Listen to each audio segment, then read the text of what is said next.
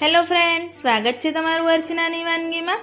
તો આજે હું અહીંયા બાફવાની કે સૂકવવાની બિલકુલ ઝંઝટ વગર ઉપવાસ કે દીકરીઓને વ્રતમાં પણ ખાઈ શકાય તેવી બહારના પડીકા કરતાં ઘરે બનાવેલી ઘણી સસ્તી પડતી 25 રૂપિયામાં જ 500 ગ્રામ બનીને તૈયાર થતી બટેટાની લાઈવ વેફર બનાવીશ। એકદમ ક્રન્ચી ક્રિસ્પી બનીને તૈયાર થાય છે, જેને આપણે ઇન્સ્ટન્ટ વેફર પણ કહી શકીએ। જો તમને વિડીયો પસંદ આવે તો સ્કીપ કર્યા વગર એન્ડ સુધી જોતા રહેજો, અને હજુ સુધી મારી ચેનલને સબસ્ક્રાઈબ ન કરી હોય તો પ્લીઝ સબસ્ક્રાઈબ કરજો, જેથી નવી નવી નોટિફિકેશન જોવા તમને મળી રહે। લાઈવ વેફર બનાવવા માટે પહેલાં આપણે ગેસની ફ્લેમ ચાલુ કરી કઢાઈમાં તેલ લઈ અને તેલને ગરમ કરવા માટે રાખી દઈશું, અને મીડિયમ ગેસની ફ્લેમ પર આપણે તેલને ગરમ કરવા રાખવાનું।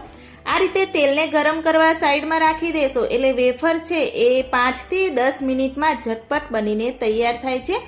તો જ્યાં સુધી તેલ ગરમ થાય ત્યાં સુધી આપણે બીજું સાઈડમાં કામ કરી દઈશું। તો મેં અહીંયા બટેટા લઈ લીધા છે, અને બટેટા તમે જોઈ શકો છો કે લાલ બટેટા મેં લઈ લીધા છે, અને બટેટા વજનમાં જોવા જઈએ તો 1 કિલો જેવા મેં બટેટા લીધા છે। તો આપણે જે રેગ્યુલર બટેટા વાપરીએ છીએ એ આ સફેદ બટેટું છે, અને આ છે એ લાલ બટેટા છે। તો આપણે આજે લાલ બટેટાની વેફર બનાવવાની છે, અને હંમેશા લાલ બટેટાની જ વેફર લાઈવ સરસ એવી ક્રિસ્પી અને ક્રન્ચી બની અને તૈયાર થાય છે। તો બધા જ બટેટાને સરસ એવા આપણે ધોઈ અને મેં રેડી કરી દીધા છે। તો એના ઉપરનો છાલનો ભાગ આપણે દૂર કરી દઈશું। તો હું તમને ચેક કરાવું, બતાવું કે લાલ બટેટામાં અને સફેદ બટેટામાં શું ફરક છે। તો આ રીતે મેં લાલ બટેટાની છાલ પણ ઉતારી અને એ જ રીતે સફેદ બટેટાની પણ છાલ ઉતારી અને તમને બતાવીશ। આ સફેદ બટેટાની છાલ છે એકદમ સફેદ જ લાગે છે, અને લાલ બટેટાની જે છાલ છે એમાં સાઈડમાં કિનારી લાલ લાગે છે। તો એ જ રીતે આપણે બધા જ જે બટેટા લાલ લીધા છે એ બધાની છાલ ઉતારી અને બધા બટેટા આપણે રેડી કરી દઈશું। અને હા, જે લાલ બટેટા આપણે છાલ ઉતારી અને સાઈડમાં રાખીશું તો જરાય પણ કાળા નથી પડતા।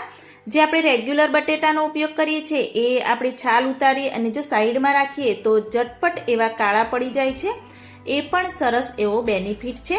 તો આ રીતે બધા જ બટેટા જો તમે પાણીમાં નહીં નાખો અને સાઈડમાં આ રીતે રાખશો તો પણ જરાય પણ કાળા નહીં પડે। તો આ બધા જ બટેટા આપણે પાણીમાં પહેલાં સરસ એવા ધોઈ અને રેડી કરી દઈશું। છાલ ઉતારી અને બટેટાને ધોઈને જ આપણે વાપરવાના છે। આ રીતે બધા સરસ એવા ધોઈ કોરા કપડામાં આ રીતે આપણે એને સાફ કરી દેવાના, એકદમ કોરા એવા કરી દેવાના।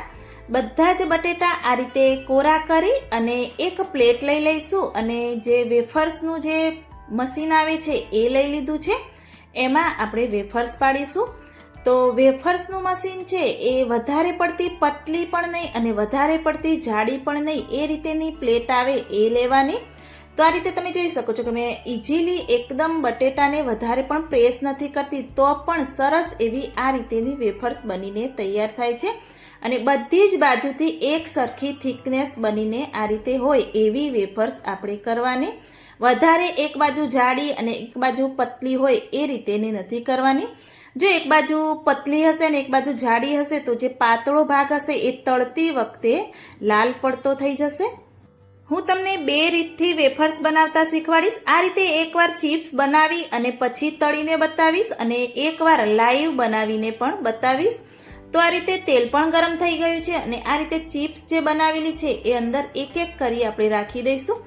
આ રીતે તમે બધા જ બટેટાની ચિપ્સ પ્લેટમાં કરી અને રાખી દેશો તો પણ જરાય પણ કાળી નહીં પડે। તો આ રીતે ફટાફટ આપણું તેલ પણ ગરમ થઈ ગયું છે, અને આ રીતે જરૂર જેટલી સમાય એટલી ચિપ્સ અંદર એડ કરી દેવાની। તળતી વખતે ગેસની ફ્લેમ એકદમ મીડિયમ પણ નહીં અને એકદમ ફૂલ પણ નહીં, એ રીતેની આપણે રાખવાની, એટલે આ રીતે ધીરે ધીરે આપણી વેફર્સ છે એકદમ ક્રન્ચી બની અને તૈયાર થશે। તમે જોઈ શકો છો કે જરાય પણ લાલ પણ નથી થતી, અને એકદમ સફેદ એવી આપણી આ વેફર્સ રહે છે। જો મીઠાવાળી વેફર કરવી હોય તો મીઠાવાળું પાણી 1 ચમચી ભરી આ સમયે તેલમાં અંદર એડ કરી દેવાનું, એટલે એકદમ બહાર જેવી મીઠાવાળી વેફર બનીને તૈયાર થશે। તો તમે જોઈ શકો છો થોડો એવો કલર પણ ચેન્જ થઈ ગયો છે, અને આપણી વેફર એકદમ તળાઈને સરસ એવી રેડી થઈ ગઈ છે। તો જારાની મદદથી બધી જ વેફર આ રીતે બધું તેલ નિતારી લઈ લઈશું। હવે હું તમને લાઈવ વેફર બતાવું। તો તો આ રીતે તેલ પણ ગરમ હશે તો દજાય નહીં, એટલા માટે આપણે ગેસની ફ્લેમ એકદમ મીડિયમ કરી દેવાની અને આ રીતે ધીરે ધીરે આપણે લાઈવ વેફર કરીશું. પરંતુ આ બટેટા જરાય પણ કાળા નથી પડતા, એટલે મારા માટે તો પ્લેટમાં બધી જ ચિપ્સ બનાવી અને પછી તળવા માટેનું કમ્ફર્ટેબલ લાગે છે. જો આ રીતે લાઈવ બનાવશો તો દાઝવાનું પણ આપણને બીક રહે છે, એટલે આ રીતે પણ તમે બનાવી શકો છો. તમને જે યોગ્ય લાગે એ રીતથી તમે વેફર્સ બનાવી શકો છો. તમે જોઈ શકો છો કે જરાય પણ લાલ નથી થઈ અને એકદમ સફેદ કલરની આપણી વેફર બની છે. તો એ જ રીતે મેં બધા જ બટેટાની ચિપ્સ બનાવીને રેડી કરી દીધી હતી. તો બધી જ આપણે તળી અને રેડી કરી અને એક બાઉલમાં બધી જ લઈ લઈશું. તો તમે જોઈ શકો છો કે મેં બધી જ વેફર બનાવીને તૈયાર કરી દીધી છે. જો તમારે મીઠાવાળું પાણી તેલમાં એડ ન કરવું હોય તો જેમ જેમ વેફર બનાવો ત્યારે ઉપર થોડું થોડું મીઠું એડ કરતું જવાનું કે સંચળ પાવડર એડ કરતું જવાનું. તમે જોઈ શકો છો કે એકદમ ક્રન્ચી એવી વેફર બનીને તૈયાર થઈ છે. તો બહારના પડીકા કરતાં ઘણી સસ્તી અને એકદમ ઘરની બનાવેલી મીઠી લાગતી બટેટાની વેફર તમે પણ ઘરે એકવાર ચોક્કસથી ટ્રાય કરજો.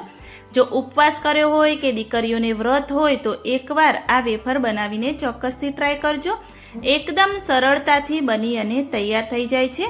જો તમને મારી આ રેસીપી સારી લાગી હોય તો મારી ચેનલને લાઈક, શેર, કમેન્ટ કરજો. મળીએ કોઈ એક નવા વિડીયો સાથે નવી માહિતી